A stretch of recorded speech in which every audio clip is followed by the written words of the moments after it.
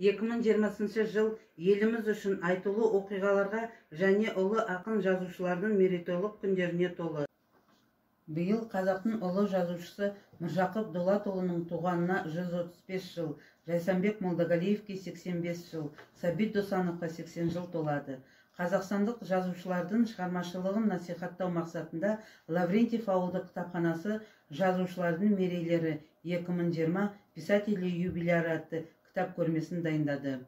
Міржақып Дулатұлы қазақтың аса көрнекті ағартушысы, қоғам қайраткері, ақын, жазушы, жалынды көсемсөз шебері, либералды демократияшыл зиялылардың бірі.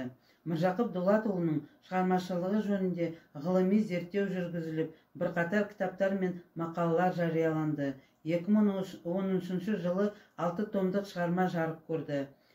Бірінші томға халқымыздың ұлы перзенті, көрнекті ақын, жалынды публицист Міржақып Дулатұлының Оян қазақ, Азамат, Терме өлеңдері жинақтары, жеке жинаққа кірмеген өлеңдері, Бақытсыз жамал романы мен Балқия атты пьесасы және әңгімелері енгізілді.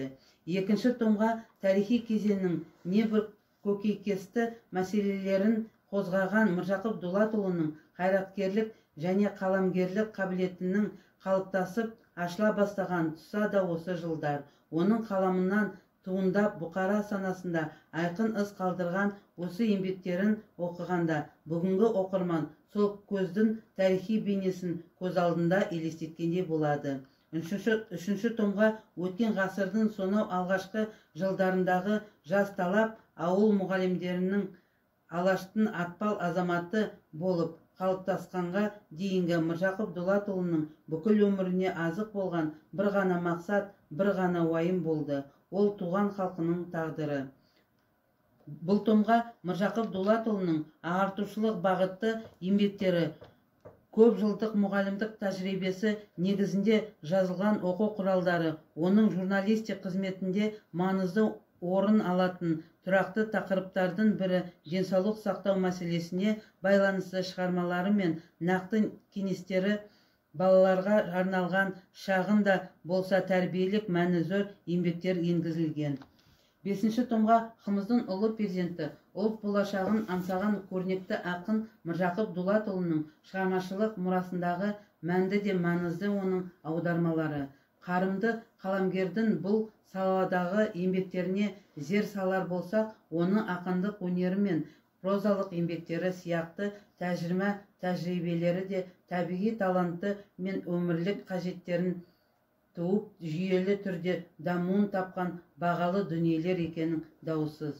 Сондай-ақ Міржақып Дулатұлының қатысты тарихи маңызы зор құжаттар мен хаттардың факсимилесі, тағы басқа деректі күні кеше ғана апатты дауылдай соғып өткен оқиғалардың шындығын білу жүру тірі адамға парыз деген оймен ұлы тұлға Міржақып Дулатұлы шығармаларының 6 томға қаз қалпында енгізілді.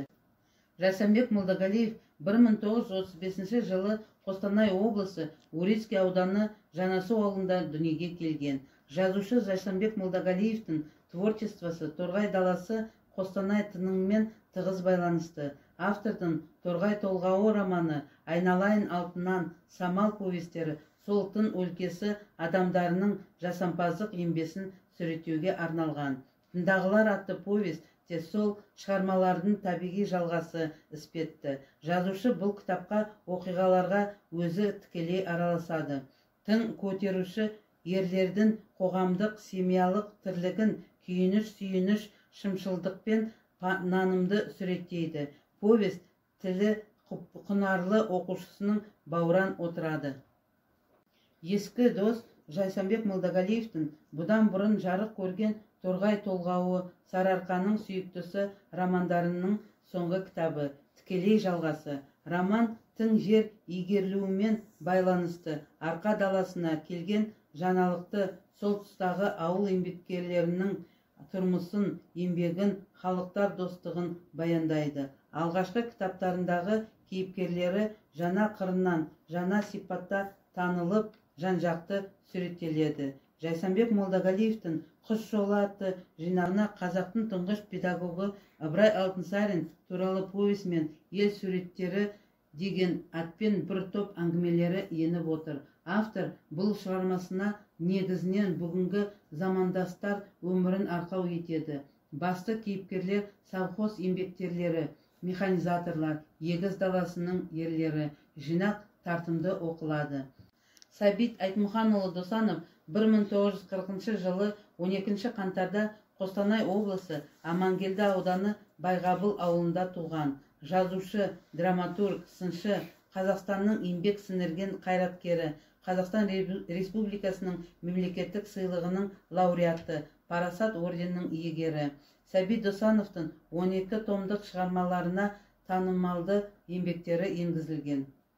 Сәбит Досановтың бірінші томына әңгіме повестері берілген. Мысалы, Сыңсып ұшқан сынар аққу, Қасқыр ұлыған түн, Әйел махаббаты, тағы басқа. Екінші томына Екінші өмір атты романы берілген. Екінші өмір романында халқымыздың сүйікті перзенті дауылпаз талант Қасым Аманжоловтың ақындық өміріне, азаматтық тұлғасына арналады. Үшінші томына Тау жолы романы берілген. Бұл роман негізінен өнер адамдарының өмірін, ортасын, қарым-қатынасын, әдет-ғұрпын көрсетеді. Төртінші, бесінші тағы басқа томдарында 20 ғасыр романы берілген.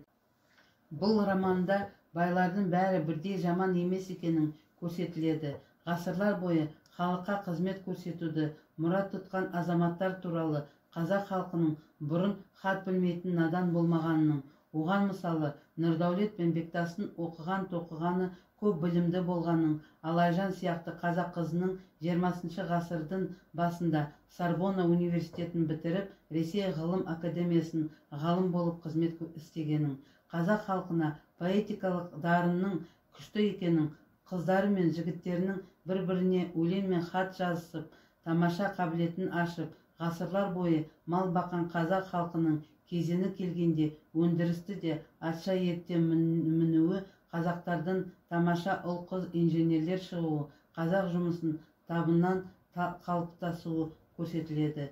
Бұл кітаптар Лаврентьев кітапханасында бар, алып оқуларыңызға болады. Назарларыңызға рахмет.